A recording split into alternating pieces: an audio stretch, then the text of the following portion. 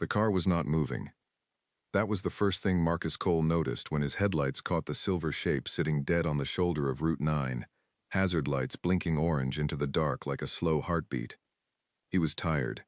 He had Lily in the back seat, finally asleep with her mouth open and her shoe half off. He had $19 in his wallet until Friday. He had a cold bag of food on the passenger seat and 40 minutes of driving still ahead of him. He pulled over anyway. It was not a decision he thought about. It was the kind of thing that lived in a man before thinking got involved. He cut his engine, pulled up behind the Mercedes, and sat for exactly 3 seconds looking at the back of someone's head through the rear windshield. Then he got out. The woman was standing at the front of the car with the hood up. She was not crying. She was not waving her arms. She was standing with her phone in one hand and the other hand resting on the edge of the open hood, staring into the engine the way someone stares at a piece of mail they do not want to open. Her expression was flat, controlled. The kind of controlled that takes practice. She heard him coming and turned. She did not flinch. She looked at him the way someone looks at a thing they cannot yet categorize. Studying, still, deciding. "I am not a mechanic," she said, in case that was going to be your first question. He almost smiled. It wasn't. She was wearing a dark coat. Simple. No jewelry that he could see. Her hair was pulled back and pieces of it had come loose in the wind. She looked like someone who had been driving a long time without stopping. "It just stopped," she said. "I was driving and then I wasn't. The lights went dim and then the engine cut. I pulled over." Marcus nodded. He looked at the engine. He leaned in with his phone's flashlight and looked around the way a man looks when he knows what he's looking for. He checked the battery terminals. He followed the belt. He already had a feeling. "Alternator," he said. "Is that bad?" "It means the car can't charge itself while it runs. You wouldn't have gotten much further." She absorbed that. "Can you fix it?" "Not here. Not tonight." He straightened up and looked at her. "You got roadside assistance." She looked at her phone. "It keeps telling me I'm outside the service area." He pulled out his own phone and called Ray Briggs. Ray answered on the fourth ring, sounding like a man who had already been asleep. Marcus explained the situation. Ray said an hour, maybe a little more. Marcus said fine and hung up. "Someone's coming," he told her. "It'll be about an hour." She looked down the road. Both directions were dark and empty. The wind came through flat and cold, pushing dead leaves across the asphalt. She looked back at him. "You don't have to stay," she said. "I've got a kid in the truck," he said. "I'm not going anywhere until you've got someone with you." She opened her mouth, then closed it. She looked at the truck, then back at him. Whatever argument she had been forming, she put it away. "I'm Vivian," she said. She did not offer a last name. "Marcus." They shook hands, the way two people shake hands on a dark highway. Brief, practical. Enough. He went back to the truck and checked on Lily. She had not moved. She was deep in the specific sleep of children who have been buckled into car seats for too long. Her whole body slack, her lashes soft against her cheeks. He tucked the blanket back around her shoulders and left the door cracked so he could hear if she stirred. Vivian was back at the shoulder, leaning against the side of her car with her arms crossed. Not against the cold exactly, but the way people hold themselves when they are holding something in. He leaned against his truck, close enough to talk, far enough to give her room. "How far out are you?" he asked. "From where?" "From wherever you were going." She thought about it, not calculating the distance. Something else. "About 40 minutes, I think. I missed a turn somewhere back and I kept going." "The exit for Carver Falls?" She looked at him. "Yes.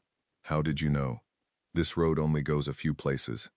If you missed the Carver Falls exit, there's not much else out here." He paused. "You visiting someone?" "No." She looked at the road. "I'm going to see a property." He did not push further. The word property sat in the air between them and she did not add to it, and he let it stay there. A few minutes passed. Wind, the orange blink of the hazards, the sound of the highway breathing. Then a small voice from the truck. "Daddy!" Marcus turned. Lily was sitting up in her car seat, looking out the window, with the expression of a child, trying to understand what she was seeing. She had one shoe on. Her hair was a disaster. She looked at the strange car, then at the strange woman, and then at her father with complete calm. "Who is that?" she said. "Her car broke down," Marcus said. "Her name is Vivienne." Lily considered this for a moment. Then she said, "She can have some of my crackers." He heard it. A small sound from Vivian's direction. Not quite a laugh, something softer than that. He got the crackers from the glove box, a half-open sleeve of plain crackers that had been in there for 2 days, and brought them over. Vivian took them. She held the sleeve for a moment without opening it. "Your daughter is very generous," she said. "She gets it from her grandfather." He paused. "Don't tell her I said that." Vivian opened the crackers and ate one. She was quiet. The kind of quiet that is not uncomfortable but that carries weight in it. The way a room carries the memory of something that happened there. "You do this a lot?" she asked. "Stop for strangers on dark roads?" "If I can," he said. "I've been the stranger before." She looked at him then. Really looked at him. Not the assessment from earlier, but something more direct. Something that was trying to understand what kind of person says a thing like that, and means it plainly. Without drama. Without waiting for credit. She looked away first. Lily had climbed to the window and was watching Vivian with the open fascination of a 5-year-old who has not yet learned that staring is considered rude. Vivian caught her looking and waved. Lily waved back with her whole arm. "How old is she?" Vivian asked. 5. 6 in March. She's not afraid of strangers." "No," Marcus said. "She hasn't learned to be yet." He said it simply, without sadness, but it landed like something sad anyway. Vivian ate another cracker. She turned the sleeve over in her hands. "These are actually good." "They're crackers." "I haven't eaten since this morning. Anything would be good." He went back to the truck and got the cold bag of food from the passenger seat. There was a sandwich in there he had meant to eat on the drive home, a container of fruit Lily had not touched, and a bottle of water. He brought them to her. "You don't have to," she started. "You said you haven't eaten." She closed her mouth. She took the sandwich and the water, and she ate. Standing there on the shoulder of a dark highway with her broken car behind her, and a man she did not know standing a few feet away, and a child watching her through a truck window with enormous, interested eyes. 20 minutes later, Lily was out of the car. She had simply opened the door and climbed down and walked over to Vivian, and that was that. She sat on the guardrail and told Vivian about a dragon she had drawn at school. The dragon's name was Kevin. Kevin had 4 wings because 2 wings were not enough for a dragon of his size. Kevin also had a preferred food, which was pizza, specifically the kind with extra cheese. Vivian listened to all of this with complete attention. She asked questions. Real questions. The kind adults don't always bother to ask children. Why 4 wings specifically? What color was Kevin? Did Kevin have any friends? Lily was delighted. She answered everything in thorough and serious detail. Marcus watched from a few feet away and said nothing. He watched the way Vivian leaned slightly toward Lily when she talked, the way she did not talk down to her or perform interest but actually seemed to feel it. He watched the way Lily leaned back without thinking, the natural lean of a child toward warmth. He looked at the road. He breathed in the cold air. He did not think too hard about what he was watching.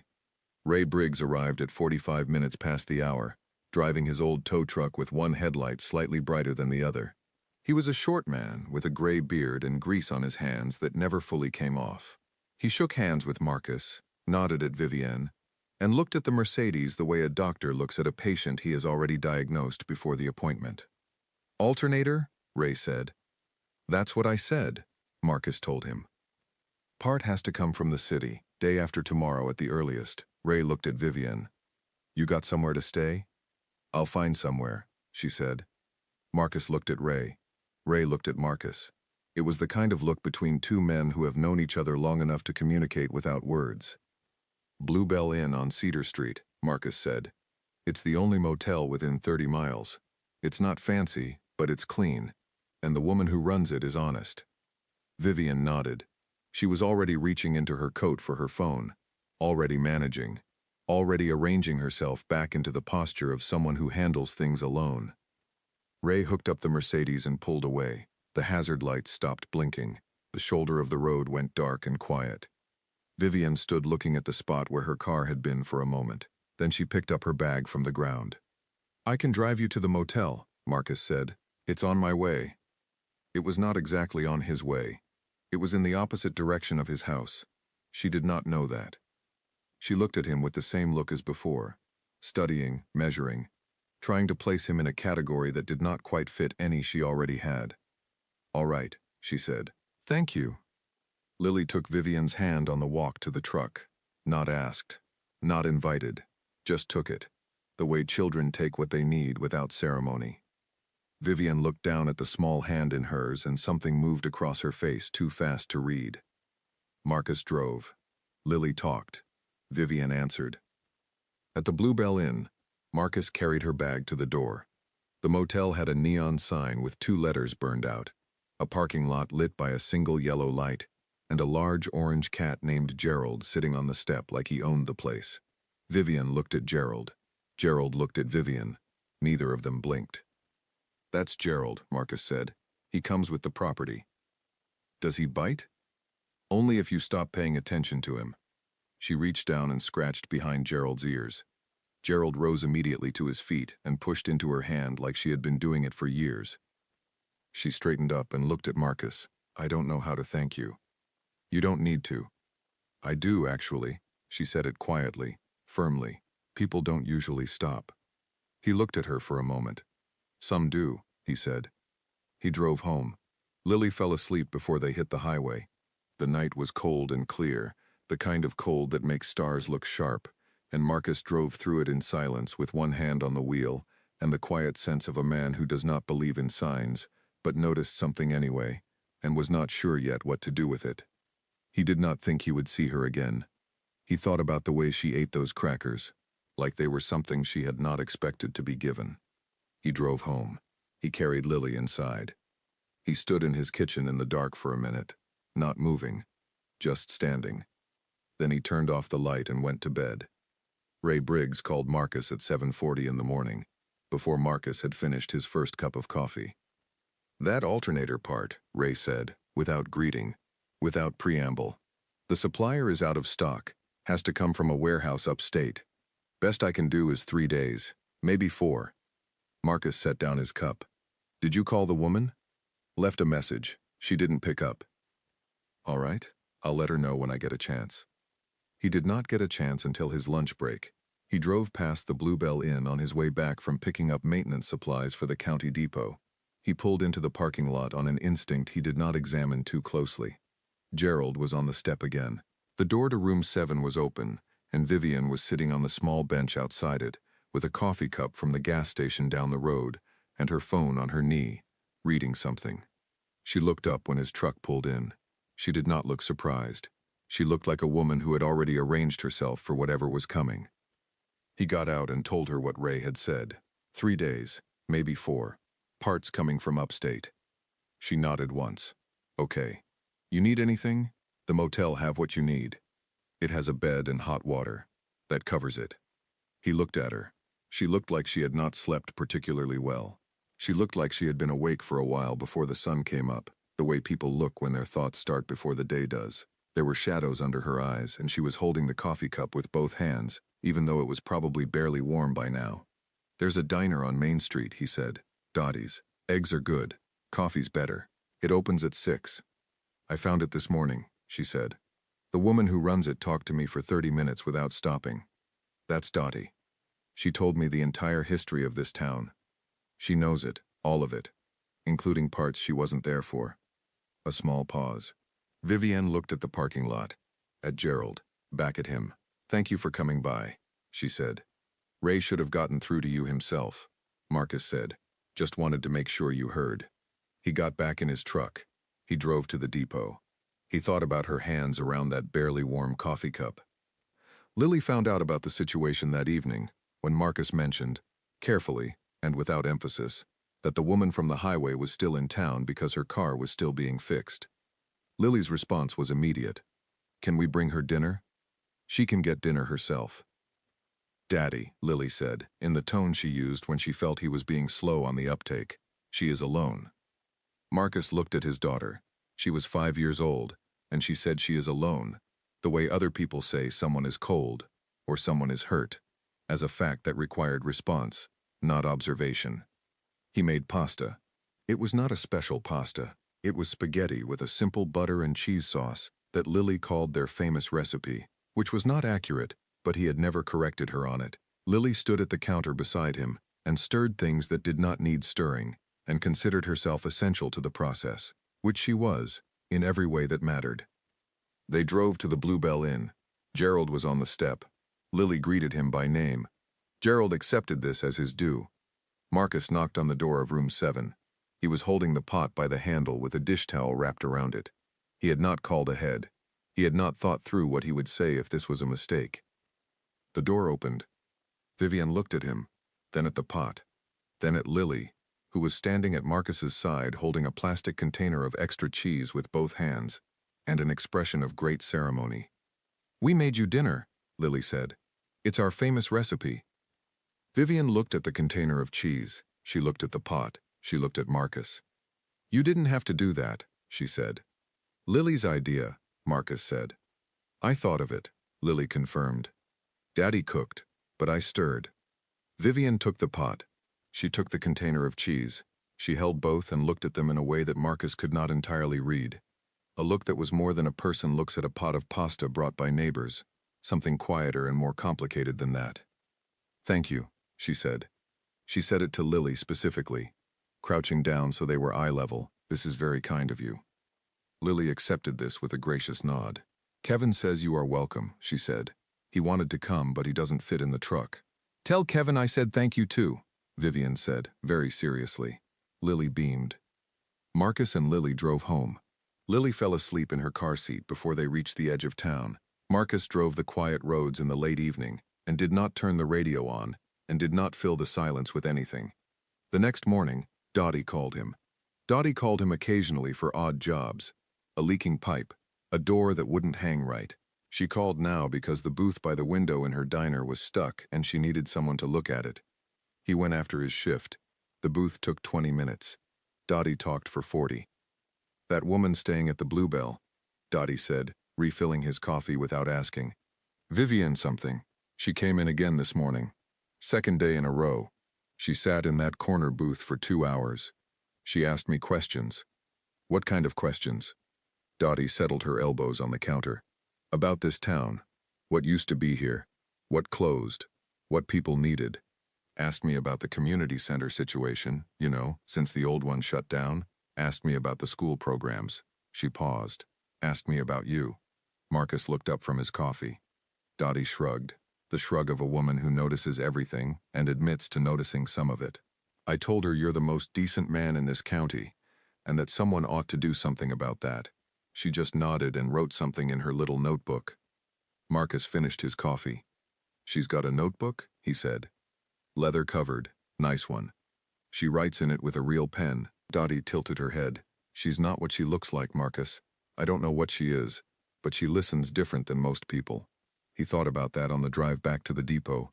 He thought about it in the small, spare way he thought about most things, briefly, honestly, and without letting it go further than it should. He had Lily to think about. He had a broken furnace that needed replacing before winter bit too hard. He had a job that paid enough but not comfortably enough, and a house that was his and Lily's, and held every good thing that mattered to him. He did not have room for things that were uncertain. He had learned that the hard way, and the lesson had been thorough. He drove past the Bluebell on the way home that evening, not because it was on his way. He had stopped pretending it was on his way. The light in room 7 was on. That was all. He didn't stop. He kept driving. But he noticed the light. He noticed it the way you notice when a light is still on after you expected it to go out, a steady and unexpected brightness in an otherwise dark stretch of road, something that changes the look of the night around it without asking your permission. He drove home. He made dinner. He checked Lily's homework. He read to her from the dragon book she had been carrying around for 3 weeks. Kevin the school dragon had apparently inspired a new interest in the literary kind. He sat in the kitchen after she went to bed and looked at the table and thought about how full a quiet house could feel, and how empty the same silence could be, depending on the day. He did not know what kind of day it was yet. He finished his tea and went to bed and decided not to decide. The part came in on a Thursday. Not 3 days. Not 4. 6. The warehouse upstate had shipped it to the wrong depot first. Ray apologized. Vivian told him not to worry about it. She had already stopped expecting the week to go the way she had planned it. She had been in Carver Falls for 6 days. She knew Dottie's coffee order for her by sight. She knew Gerald's preferred ear to have scratched. She knew that the hardware store on the corner of Main and Birch opened at 7:30, even though the sign said 8. She knew the sound the floorboards made in the Bluebell's hallway when someone walked past her room at night, the particular creak of the third board from the door, which she had come to find oddly comforting in a way she could not explain. She had walked every street in this town, not all at once. A few streets each morning, before Dottie's.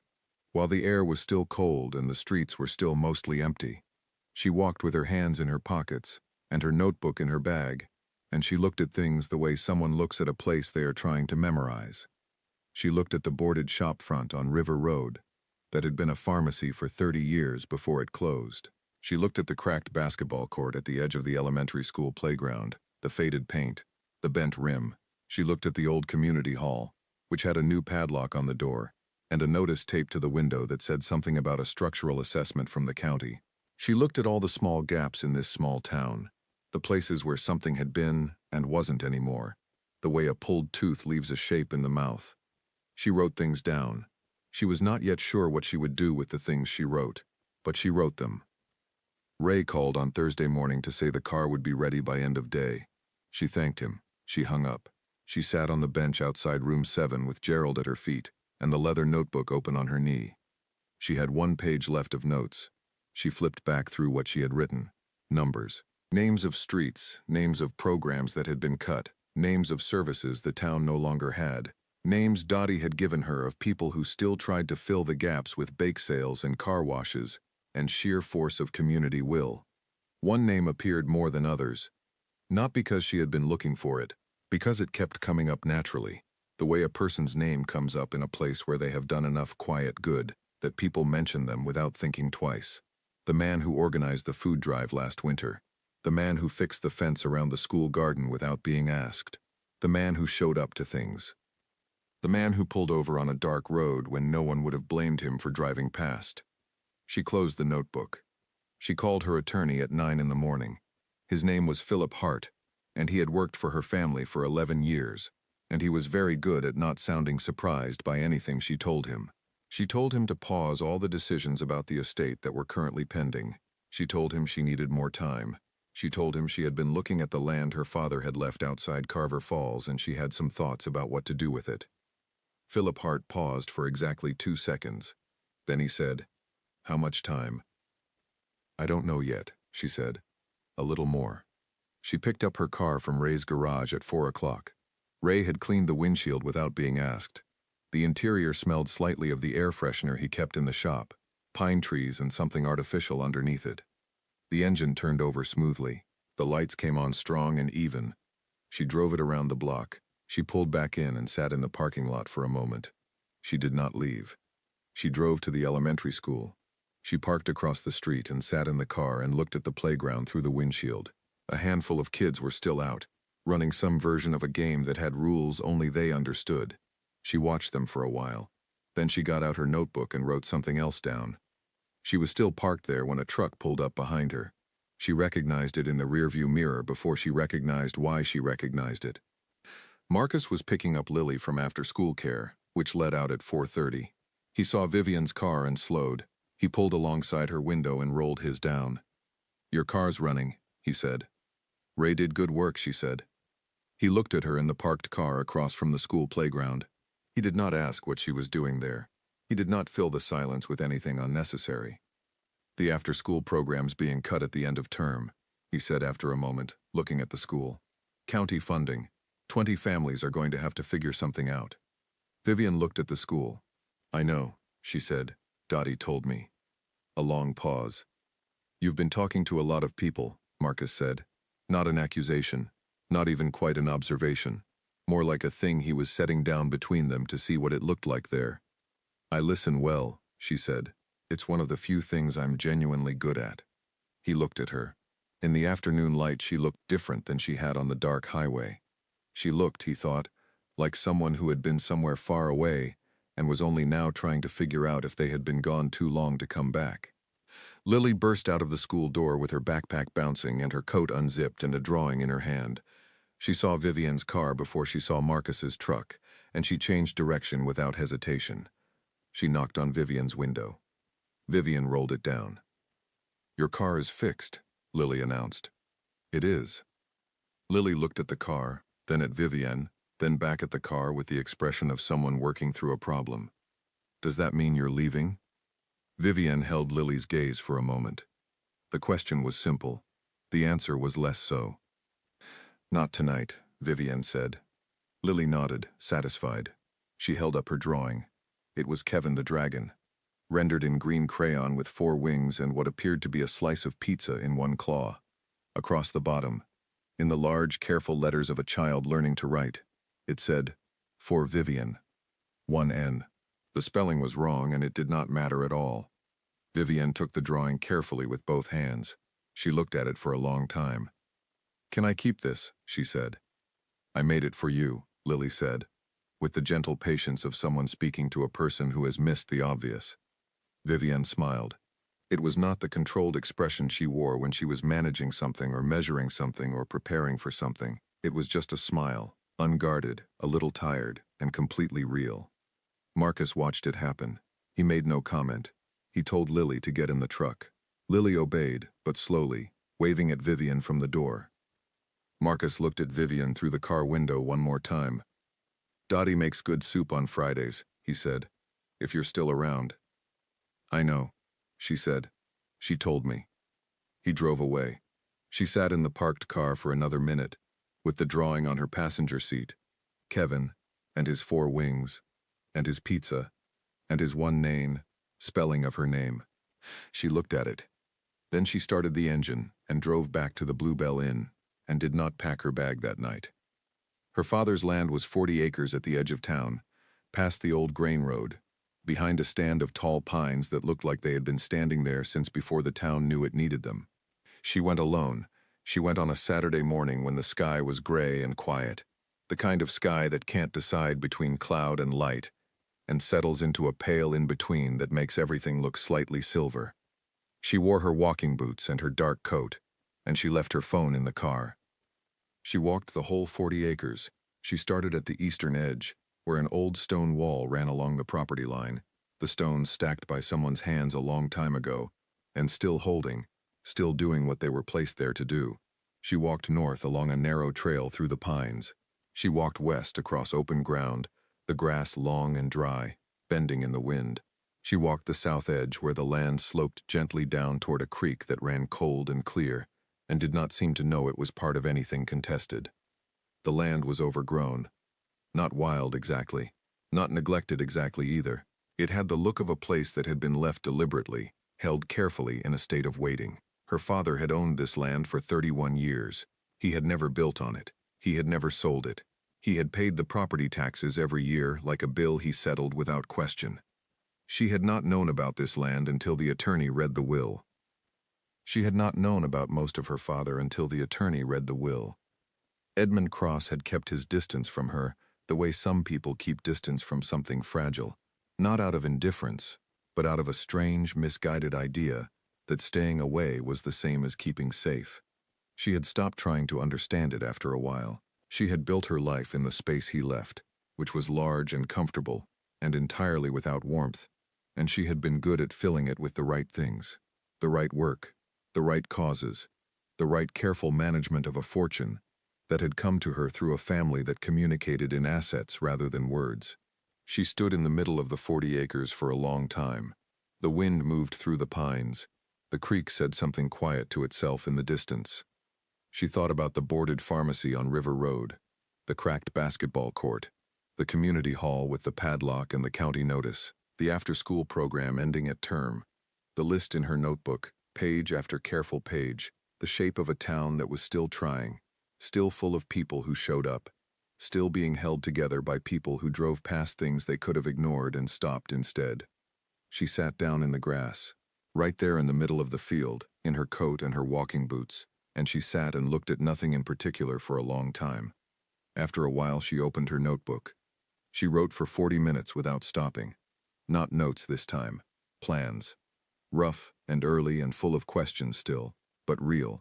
Actual plans with actual shapes. She wrote, community land, she wrote, built by people here. She wrote, permanent, she wrote, The creek should stay. She looked at the last thing she had written. Then she wrote one more thing and drew a small circle around it, the way she marked things that were important and decided. She did not write his name. She just wrote, "Name it after someone who stops." She drove back into town. She sat in the car in the Bluebell parking lot and called Philip Hart. He picked up on the second ring. He sounded ready, the way a good attorney always sounds ready, as if he has been sitting beside his phone, waiting for exactly this call. "The estate decisions," she said. "I'm ready to move forward on some of them." "All right," Philip said. "Which ones?"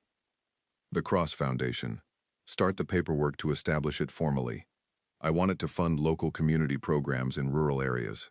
Specifically, I want the first allocation to go to after-school programming in counties where it's been cut due to budget shortfalls." She paused. "There's a school in Carver Falls. I want that to be the first." Philip's pen was moving. She could hear it. "Anonymous?" "Yes." "And the land? The 40 acres your father left?" She looked through the car window at the motel. Gerald was on the step. Gerald was always on the step. "I want to develop it," she said. "Carefully. I want a community center built on it. A proper one, with a programming space and outdoor facilities. I want local contractors to build it. I want the design to come from the community. I have notes."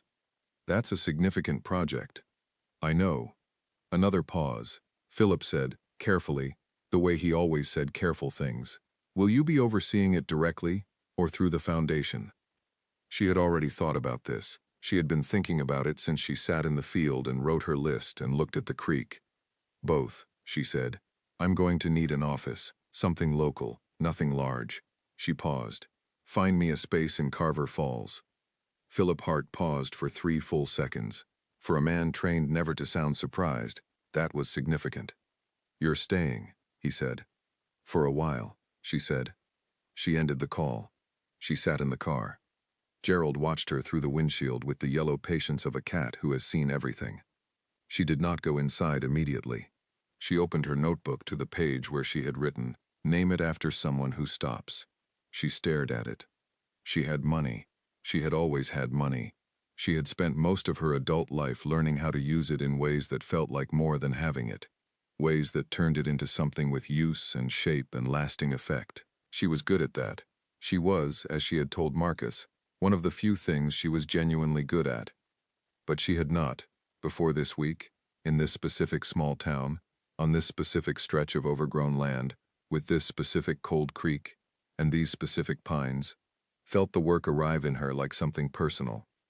She had been the woman in the car for a long time, managing alone, moving through, capable and contained and getting from one point to the next without stopping. Someone had pulled over. He had done it without thinking, which was the most important thing about it. He had done it because it was the kind of thing he did and had always done and would always do. The quiet way some people carry their character with them into every situation without ever announcing it.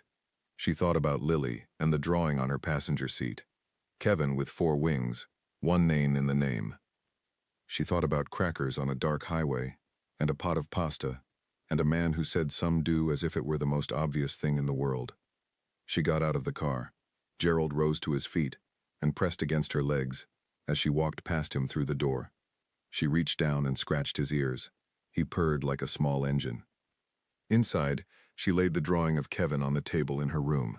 She looked at it for a moment.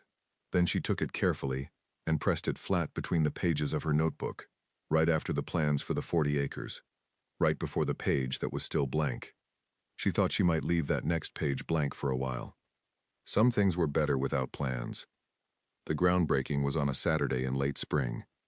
The sky did the same thing it had done on the day Vivian walked the 40 acres, that pale, indecisive gray that eventually opened, by 10 o'clock, into a clean and simple blue. The grass had been cut. The pines stood at the edge of the cleared land like an audience. Someone had set up folding chairs in 2 short rows and a small table with coffee and a tray of pastries from Dottie's, which Dottie had provided herself, for free, with no discussion. There were maybe 60 people. For a town of 3,200, that was a significant showing for a Saturday morning, for something that had not been announced through any official channel, only through the particular information network of a small town, which was thorough and fast, and operated entirely through conversation. Marcus stood near the back. He had come because Ray Briggs told him to come, and Ray Briggs had heard from Dottie, and Dottie had told him that someone was breaking ground on the old Cross property outside town, and it was going to be a community center, and they were using local contractors, and it was a big deal, and he should be there. He had brought Lily, who was wearing her good coat and carrying a drawing she had prepared specifically for the occasion.